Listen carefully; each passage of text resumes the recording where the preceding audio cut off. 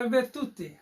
E allora, eccoci qui con Alberacam che un amico mio sta facendo un motore del 500, 126, 650 e mi ha fatto avere questo Alberacam già riprofilato, però che vuole sapere un po' il grafico del profilo perché non ha nessun dato a disposizione. Però prima di farvi vedere un po' la lavorazione che è stata effettuata sull'Alberacam, e quindi poi andremo a fare anche la lettura e analizzeremo anche il grafico. Quello che voglio proporvi è qualcosa di per un progetto futuro.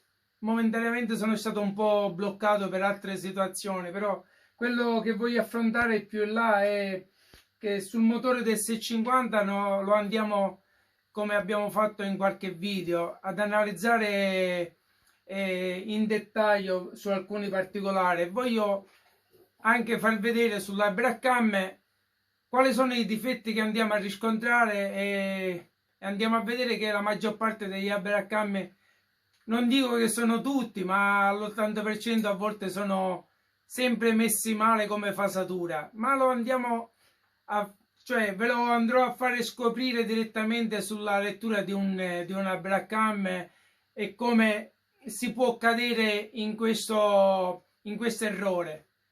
Quindi voglio fare anche un video dedicato a come mettere in fase l'albero motore del 500 con andiamo a mettere il diagramma, vediamo di poter fare anche una sezione di un cilindro per poter valutare anche la disposizione del pistone, quindi lo andiamo ad analizzare un po' nei minimi dettagli.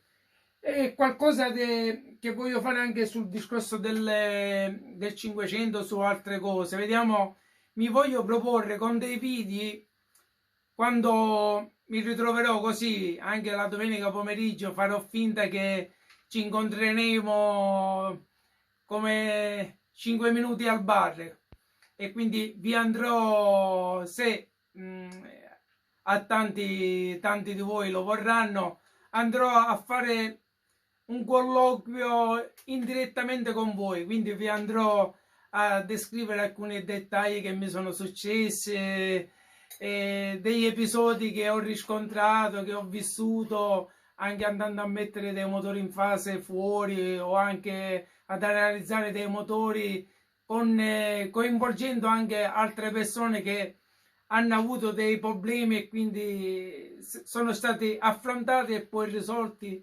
Quindi voglio vedere se più avanti avrò l'opportunità di fare questo, quindi andremo a fare dei video proprio come si suol dire, per avere 5 minuti a disposizione così da parlare come se saremmo seduti ad un bar. Va bene, e allora andiamo a vedere in dettaglio la lavorazione dell'Abracam per adesso e poi andiamo a fare la lettura dell'Abracam. E allora qui c'è l'Abracam, vedete un po' il tipo di lavorazione che è stata fatta, è stato rettificato proprio il dimensionamento del cerchio base per andare a fare questo profilo del bocciolo, vedete?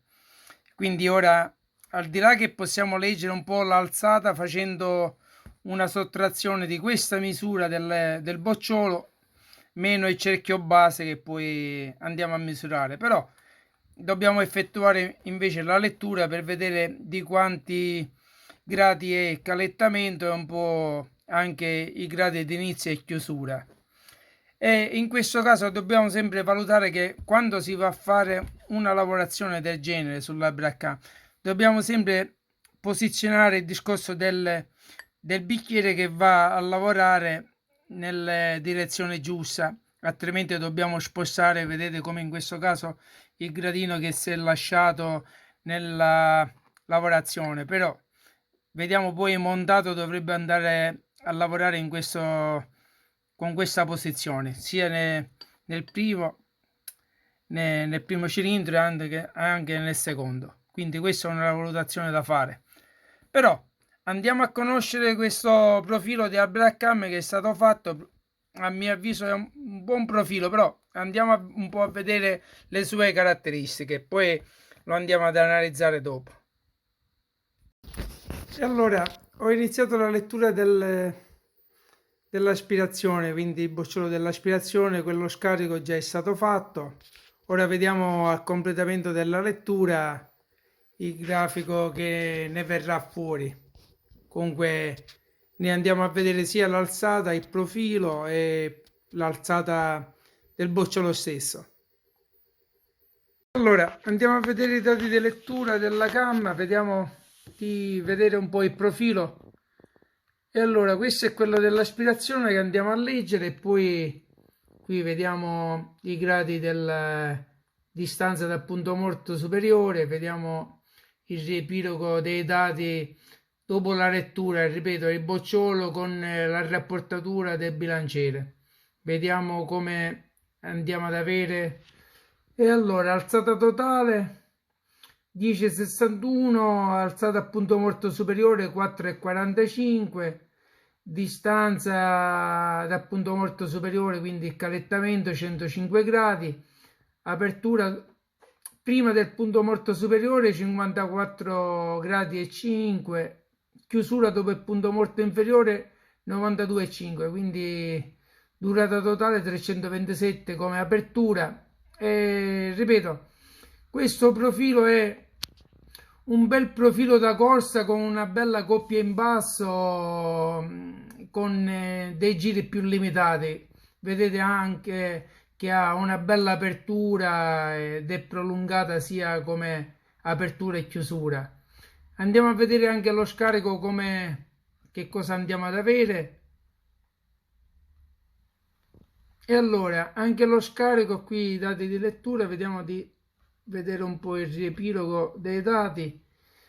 Allora 10,75 come alzata massima, alzata a punto morto superiore 3,82, calettamento 113 gradi, inizio prima del punto morto inferiore come apertura 100 gradi e chiusura 57,5 dopo il punto morto superiore, quindi vedete che ha un bello incrocio come durata di apertura e chiusura, però vedete che è sempre un 113 gradi di calettamento dello scarico contro i 105 dell'aspirazione.